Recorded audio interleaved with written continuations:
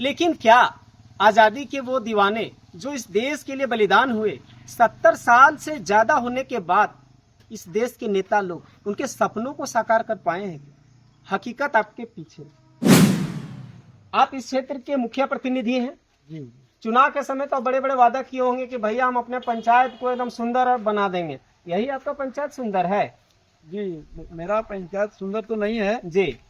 ये सड़क में जब हम गुजरते हैं तो हमको खुद शर्म लगता है कि जनता के सामने क्या मुंह दिखाएंगे।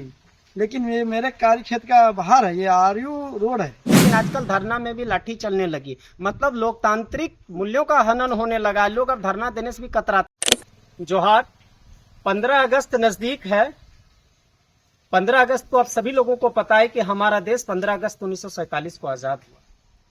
आजादी के लगभग 70 साल से ज्यादा हो चुका है। अंग्रेज इस देश से जा चुके हैं। भारत के स्वतंत्रता सेनानियों ने अंग्रेजों को भगाया, अपनी जान कुर्बान कर दिया, खुद बर्बाद हो गए, अपने परिवार को बर्बाद कर दिया। किस लिए? ताकि इस देश के लोग अच्छा से जीवन यापन कर पाए, इस देश के लोगों को सही समय पे बिजली मिल सके, इस देश के लोगों को सही समय पे पानी मिल सके, इस देश को लोगों को सही रास्ता मिल सके। लेकिन क्या आजादी के वो दीवाने जो इस देश के लिए बलिदान हुए, 70 साल से ज्यादा होने के बाद इस देश के नेता लोग उनके सपनों को साकार कर पाए हैं? हकीकत आपके पीछे।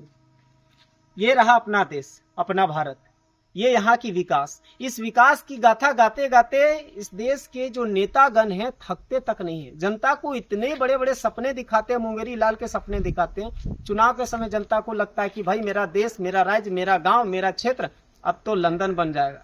लेकिन देखिए लंदन बना, पानी नहीं है खेत में, सड़क पे पानी पड़ा हुआ है। बताइए ना कि इसी दिन को देखने के लिए लोग नेताओं को चुनते हैं, यही हाल में रहने के लिए नेताओं को लोग चुनते हैं। यहाँ मैं जो मौजूद हूँ ये धनवार प्रखंड का सापा मारन गांव, और सापा मारन का ये सड़क मैं बता दूं कि इस क्षेत्र को घोड़थंभा से राजधनवार मुख्यालय को जोड़ती है। राजधनवार के बाद सबसे बड़ी उपनगरी राजधनवार के बाद घोड़थंभा आती है और उसको सीधी ये सड़क जोड़ती है। अब समझिए कितने सारे लोग, ना कमोबेश तो हजारों की संख्या में प्रत्येक दिन लोग इस क्षेत्र से आवागमन करते होंगे। लेकिन क्षेत्र की बदहाली देखिए, मतलब राम भरोसे इसको छोड़ दिया गया यहाँ के विधायक जी के द्वारा, यहाँ के सांसद महोदया के द्वारा। विधायक जी बहुत बड़े हैं, पूरे झारखंड का दौरा करते हैं, लेकिन अपना क्षेत्र भूल जाते हैं।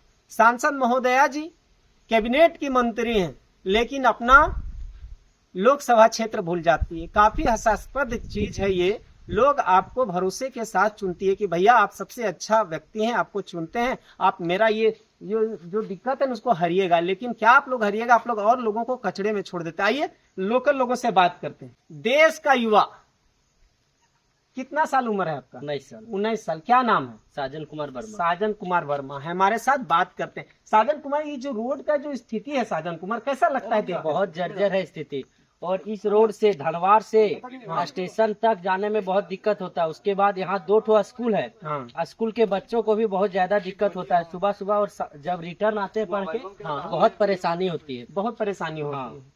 मतलब आपका कहना है कि बच्चे इस रोड से आते जाते हैं, है ना? कई बच्चे तो गिर भी गए होंगे साजन? गिर भी जाते हैं। उसके बाद सुबह नहा धोकर बढ़िया से पढ़ने जाते हैं। उसके बाद यहाँ कीचड़ लग गया, पूरा स्कूल गंदा करता है, रूम गंदा करता है, उसके बाद एक दूसरा को भी गंदा कर देता है। थोड़ा सा इधर आइए, थोड़ा सा आगे आइए। देखिए संस्कृत प्राथमिक सह मध्य विद्यालय यहीं पे आप बताइए कि इस विद्यालय में पढ़ने वाले जो बच्चे पढ़ के निकलेंगे, देश की जो दुर्दशा देखेंगे, वो क्या समझेंगे? नेताओं के बारे में उनका क्या विचार जाएगा, क्या समझेंगे? देश के बारे में क्या सीखेंगे? हमारा देश का यही हालत है।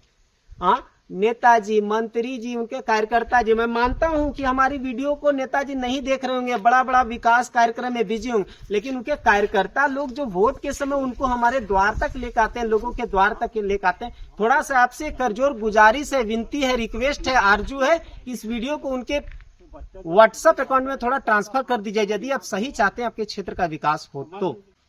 आप इस क्षेत्र के मुखिया प्रतिनिधि हैं जी। चुनाव के समय तो बड़े बड़े वादा किए होंगे कि भैया हम अपने पंचायत को एकदम सुंदर बना देंगे। यही आपका पंचायत सुंदर है? जी, मेरा पंचायत सुंदर तो नहीं है जी। ये सड़क में जब हम गुजरते हैं तो हमको खुद शर्म लगता है कि जनता के सामने क्या मुंह दिखाएंगे, लेकिन ये मेरे कार्य क्षेत्र का बाहर है, ये आरयू रोड है जी। इसमें मुखिया कुछ भी नहीं कर सकता है और इसमें सिर्फ काम विधायक जी ही कर सकते हैं, हमारे अन्नपूर्णा देवी जी ही कर सकते हैं। ये मुखिया का कार्य करने का रास्ता नहीं है। मुखिया को गली कुची छोटा छोटा पीसीसी, छोटा छोटा नाली, छोटा छोटा कुआं मरम्मती का पैसा मिलता है और इस बार मुखिया को सरकार उतना फंड भी नहीं दिया है और इस आरयू रोड में मुखिया कुछ कर भी नहीं सकता है। मैं अपने विधायक और मैं अपने सांसद महोदय से आग्रह करता हूँ कि हमारे देखिए चापामारन में स्कूल जो हाई स्कूल विद्यालय बन चुका है उसमें मेरे बच्चे लोग जाते हैं पंचायत के, अभी सामने देख रहे हैं आपको संस्कृत विद्यालय है, यहाँ पर भी बच्चे हमारे करीब 100-150 बच्चा पढ़ते हैं।